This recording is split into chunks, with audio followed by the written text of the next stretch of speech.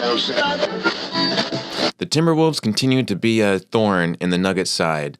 What happened? Let's find out. You're watching CS 105.1, where I talk about sports with good vibes.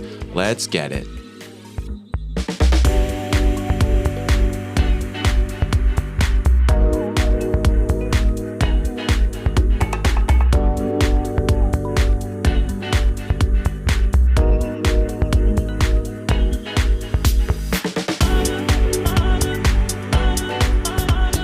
How's it going, everyone, and welcome. I'm CS Chandler, here for another take of Nuggets basketball. So, I don't know how you're all feeling. Not feeling good myself. This is kind of, how sports are. You get a high, like a highest of the high with an amazing win and an amazing full court 3-point shot from Jokić, now to a blowout loss against the freaking Timberwolves. Nuggets took a horrible loss today. Final score 133-104. It was the final of the Nuggets matchups this week to cap off Rivals Week, and it was not a good game at all. If you watched it and you watched the entire game, you're part of the sickos that watch like me. It was painful down to the last second.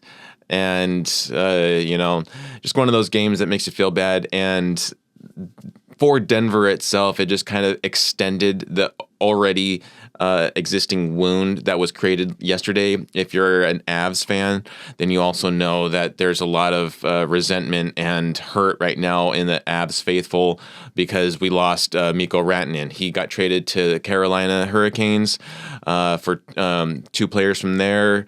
I guess the rumors are that they couldn't come to an agreement over Mikko's extension, and he was going to become a free agent later at the end of the season. And so rather than lose him for free, they tried to get something out of it. So I kind of understand that, but at the same time, just Mikko Rantanen's probably one of the best three that the Avs have, and now we lost him, and so it's a big hurt. And then to have this horrible blowout loss now, it just kind of put some salt and some lemon juice, and it really opened up that wound even more so. So not a good last 24 hours for Colorado, but the starting lineup today was the typical that Malone has been going with Nikola Jokić, Michael Porter Jr., Christian Braun, Jamal Murray, and Russell Westbrook. AG once again playing off the bench, feeling out the calf strain and everything still. And he was very sluggish. It was not. He still got into double digits scoring wise, but it looked rough for AG tonight. Not the same as that first matchup against the Timberwolves earlier this season. But the Nuggets were wearing their navy blues. Timberwolves were wearing their white, kind of like ice looking shirts or whatever. Jerseys. And again, once again, final score 133-104, near blowout. But Timberwolves, you didn't blow us out by 30, so take that. Oh, God. It really does feel like the Timberwolves are to the Nuggets what the Nuggets are to the Lakers. And so you get a lot of bandwagon Lakers fans on the Timberwolves just to, feel some kind of gratification for whenever the Nuggets lose so badly to them. Before last season, I didn't hate the Timberwolves. I haven't hated the Timberwolves as much as I hate them this season, and more so from last season. I can't stand them, and most of it comes from and Anthony Edwards and Rudy Gobert. I can't stand either of those players. They just are bad sportsmen. They have zero sportsmanship at all. They always, antagonize other people. They shirt back. They make gestures. I understand why Anthony Edwards gets teed up every second. And today, though, he lucked out. He didn't get teed up once, and he should have. He should have gotten at least 5 texts tonight, but he didn't. So, applaud to you, T-Wolves fans. You didn't get teched today. Nuggets did, though. So we'll get into that. So let's break down this game.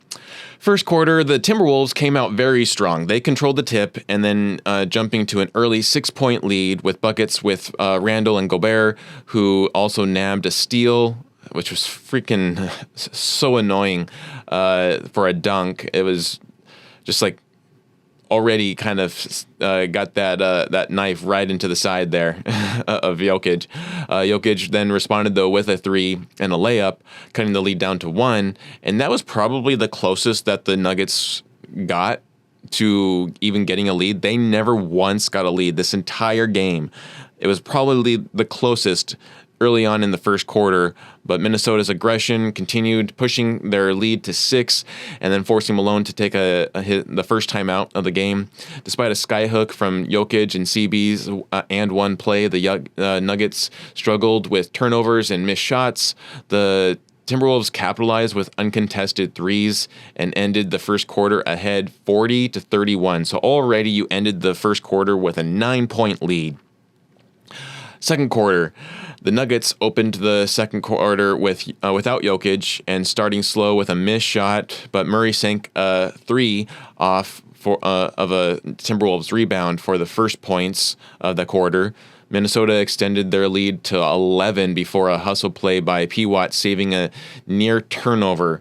If you aren't watching P. Watt, you need to dial in more with him. He is definitely amping up a lot more of his game playing and just overall hustle. I love the heart that P. Watt is showing because he's giving it all every single night. And I think Russell Westbrook has a lot to do with that. He's really fired up P. Watt a lot more because you're seeing P. Watt dive on the floor more, go up for major blocks. Like, he's always been a shot blocker to begin with, but now he's going for even more difficult shot blocking. You know, even back to that Magic game where he like took it in the chin and then fell on the ground and hit his head and still got up and managed to be okay after that. But he dived for the ball. It was almost a steal. He got the steal back or the ball back and then managed to dive for it.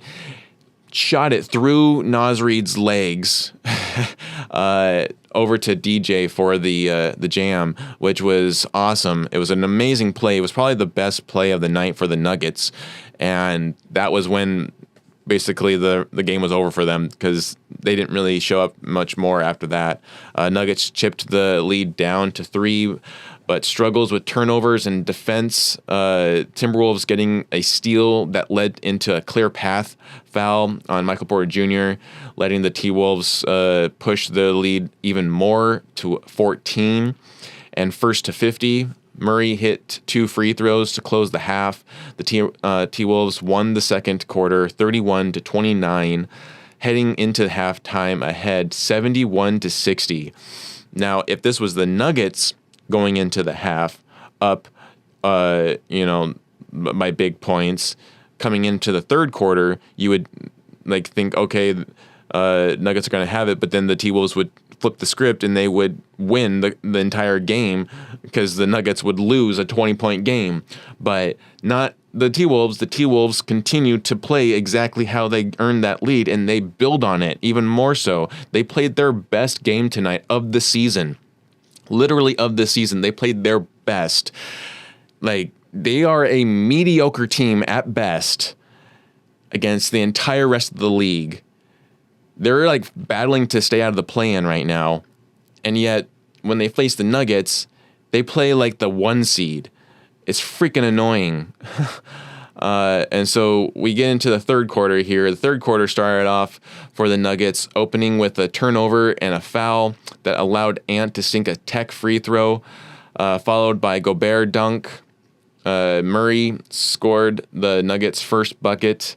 Murray had a good game. Despite all of the horribleness that the Nuggets had, Murray had a good game, and he is still consistently being consistent with his good his playmaking and shot percentage and everything. So he's still going good. But the T-Wolves extended their lead to 17 in the third quarter here. Jokić sparked some momentum with an and one and Murray and MPJ chipped in with key threes, but despite occasional Nuggets runs, the T-Wolves dominated with their three-point shooting, and Chris Finch successfully challenging a foul call on Alexander Walker, allowing T-Wolves to be the first to 100 and extend their lead to 22. T-Wolves then took the third quarter 38-31, maintaining their lead, their control of the game going into the fourth here. And then the fourth quarter, it just, like you would think, okay, yeah, the Nuggets are going to rally up and have at least win the fourth quarter. Fourth quarter continued to go downhill for the Nuggets, with the Timberwolves controlling both ends of the floor, despite P-Watt getting a block at the start. Gobert got to the foul line multiple times, capitalizing with free throws. Gobert is a horrible free throw shooter, and yet tonight he was sinking every freaking free throw. He didn't miss one freaking free throw tonight, and yet he's a horrible free throw shot maker. Like, every other game, this would have been the T-Wolves' worst game possible. But again, they played the Nuggets, and they play the best game that they've ever played. It's so freaking annoying. Second successful Timberwolves challenge led to a jump ball, which further stalling the Nuggets' momentum. Jokić then re-entered the 7:30 mark of the fourth quarter, which normally he doesn't really do. And I actually thought at one point that Malone was just going to sit him out and he wasn't going to play the fourth quarter. But he played for about like 2.5 minutes. Because then he quickly got checked out, and turnovers and lack of offensive rebounds hurt any chance of comeback. Like, there was no blue jerseys in the paint when the Nuggets had possession of the ball. Not once did they have a chance for second chance points. It was just mainly the Timberwolves just guarding that area and getting the rebound.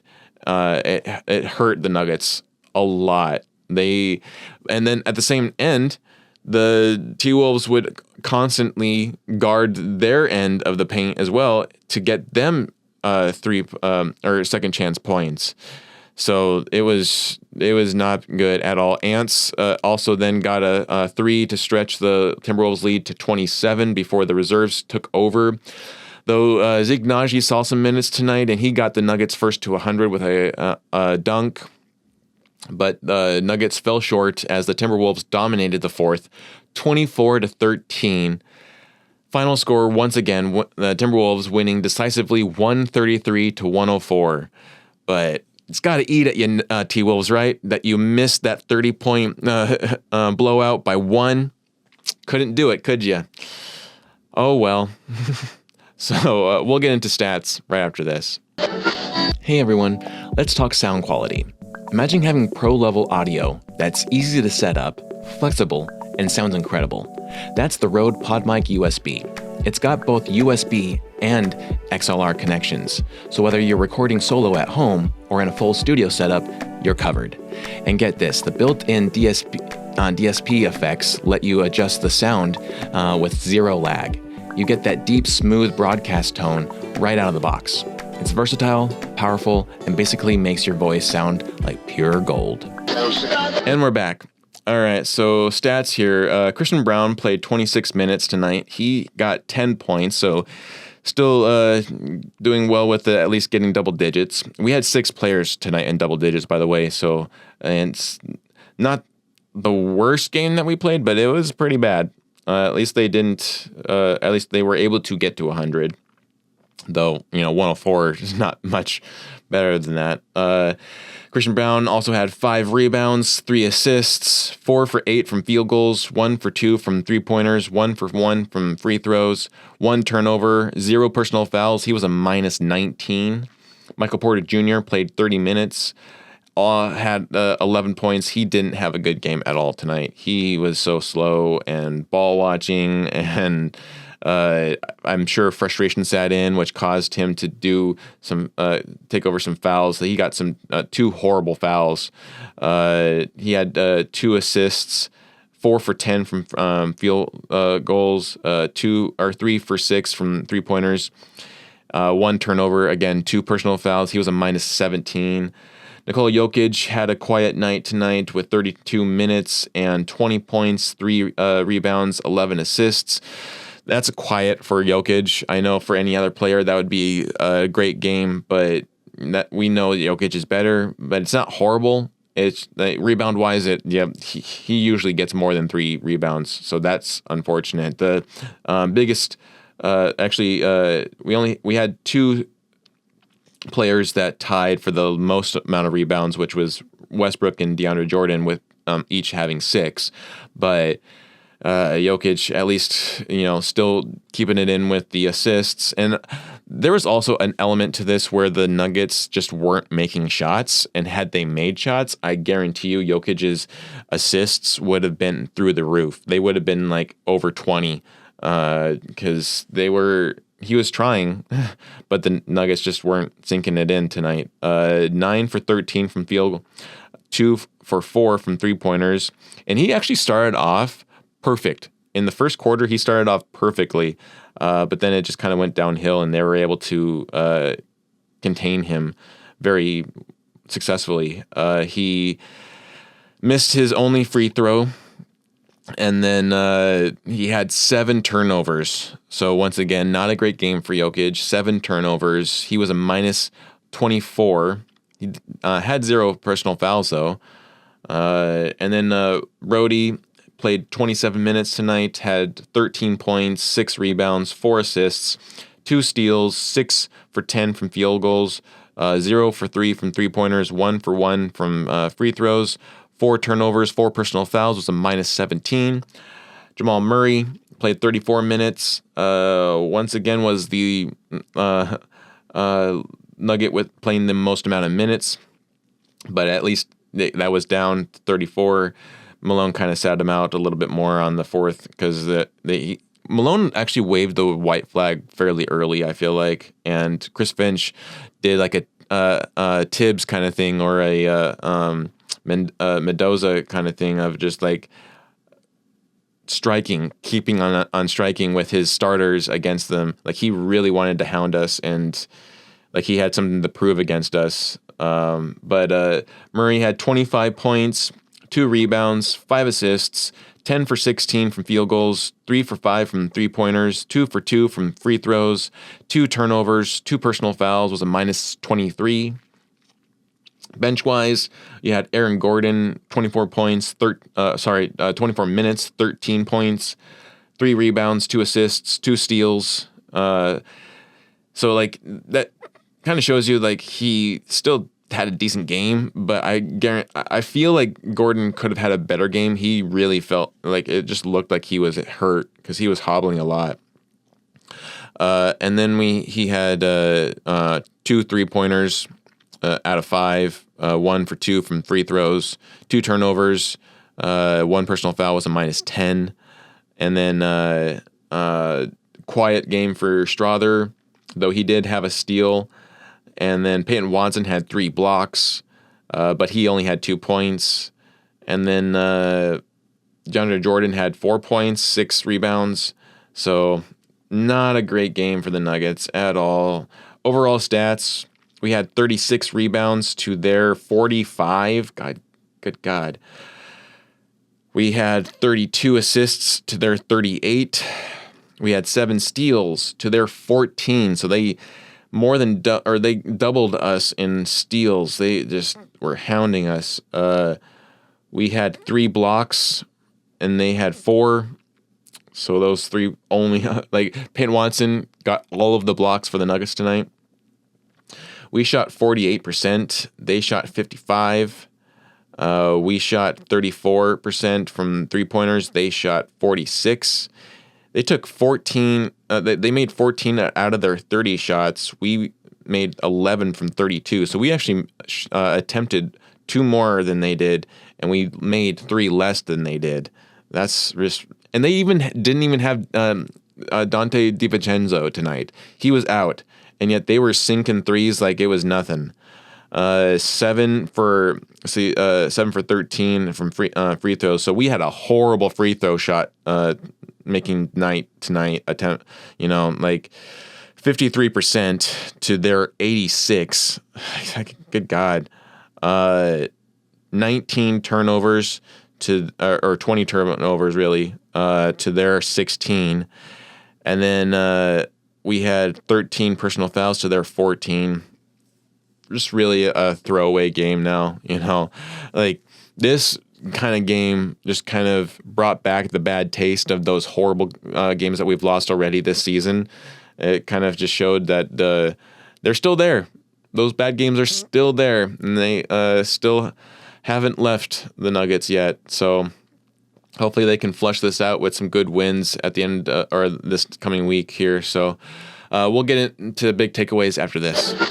As a cinematographer, photographer, and now a podcaster, I do believe lighting is everything. And if you're serious about creating dynamic content, you need to check out Nanlite. They're all about precision and control. Whether it's soft, natural lighting, or vibrant colors, Nanlite gives you full flexibility to set the mood for any scene. From compact LEDs to powerful softboxes, Nanlite has light solutions that fit every setup.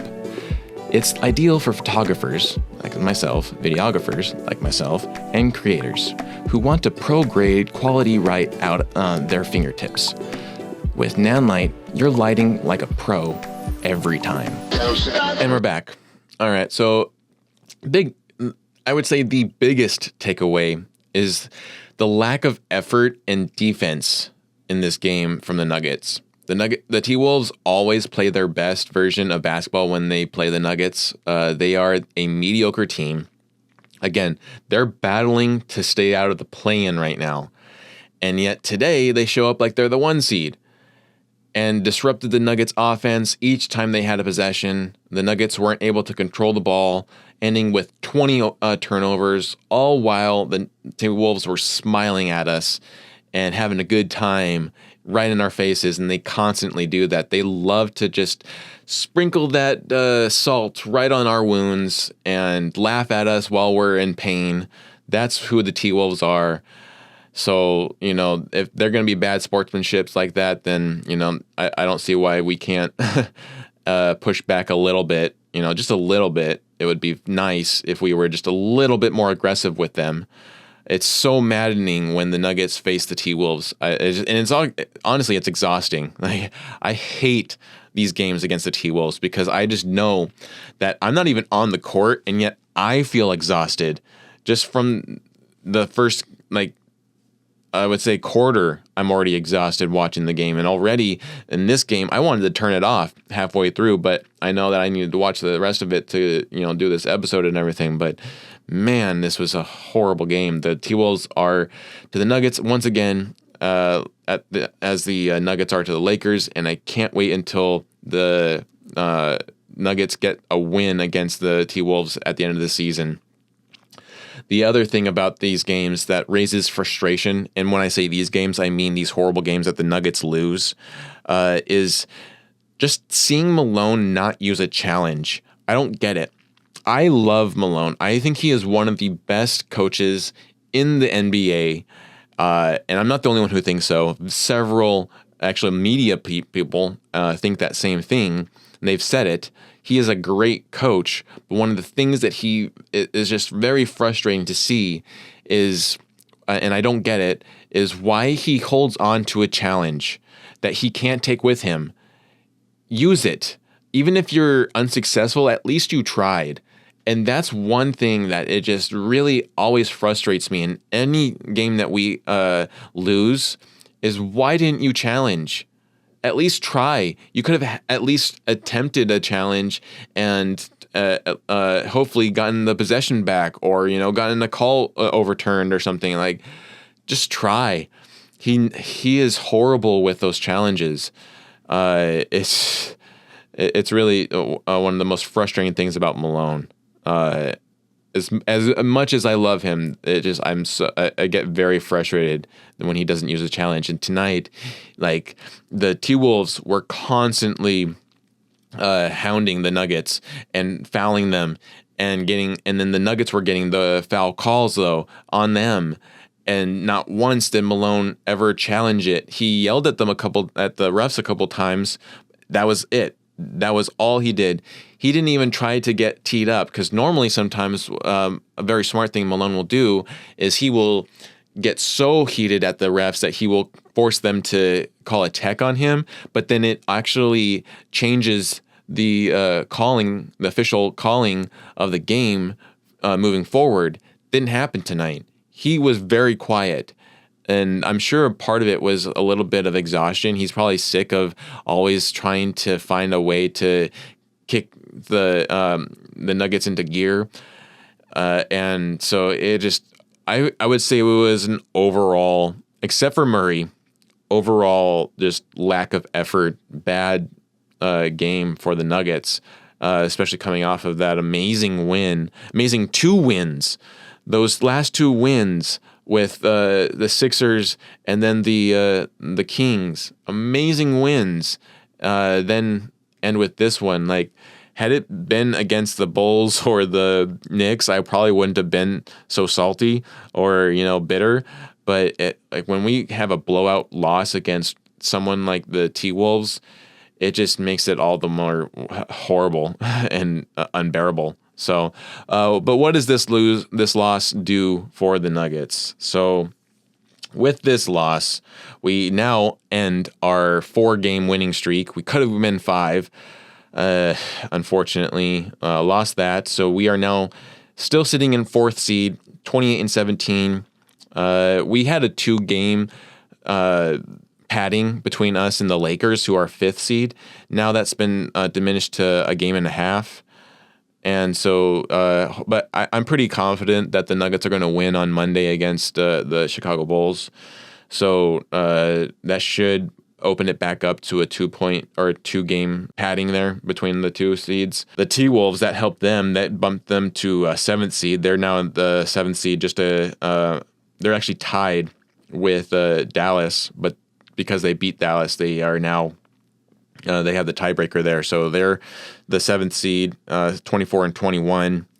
Memphis Grizzlies are 30-15. They are now 2 games ahead of us. This could have easily have helped us stay within that striking distance with them.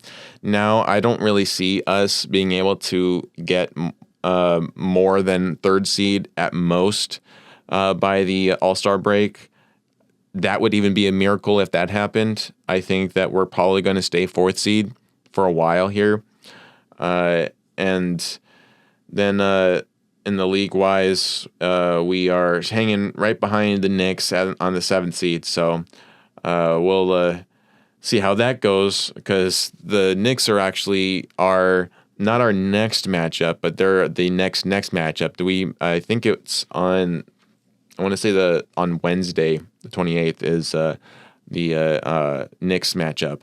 And then our next game is going to be on Monday against Chicago. So I love Chicago. I've always loved Chicago because of Michael Jordan. They've always been one of my favorite teams. And then because I also, I'm from Colorado, so the Nuggets are my number 1. I enjoy the Nuggets Bulls matchups because I don't. Like, if the other team ever wins, I'm not as gutted, and it's like a kind of a win-win, just kind of fun game to watch. Same thing with the Knicks. So the next 2 games are Chicago Bulls, then Knicks, and then we cap off the January month on the 31st against the Sixers, and then they head to Charlotte to face the Hornets. So it'll be interesting to see all those matchups and see how we fare in this road trip, because so far we're 0 of 1. So hopefully we can end at least with this 5-game road trip of at least 4 out of 5. That'd be nice. And can't get swept by the Knicks. We gotta battle back and get at least a win, even up the score there. But that's pretty much all I got for this episode. I will be back after the Chicago Bulls game for that recap of that game. I'm still going to do an episode for the Knicks game and the Sixers game, but I don't know if I'll be able to actually watch it because those both are on ESPN. If you know how I feel about ESPN and how difficult it is to watch those games, and I don't know if I'll be able to watch them. So I'll still give some input because I'll still be keeping track of it, but it'll be difficult. But we're gonna hold strong, or gotta hold strong. So I hope you enjoyed this episode. If you did, please give it a like and subscribe. Share it out to your friends and family. And you've been listening to CS 105.1, where I talk about sports with good vibes. We'll catch you later.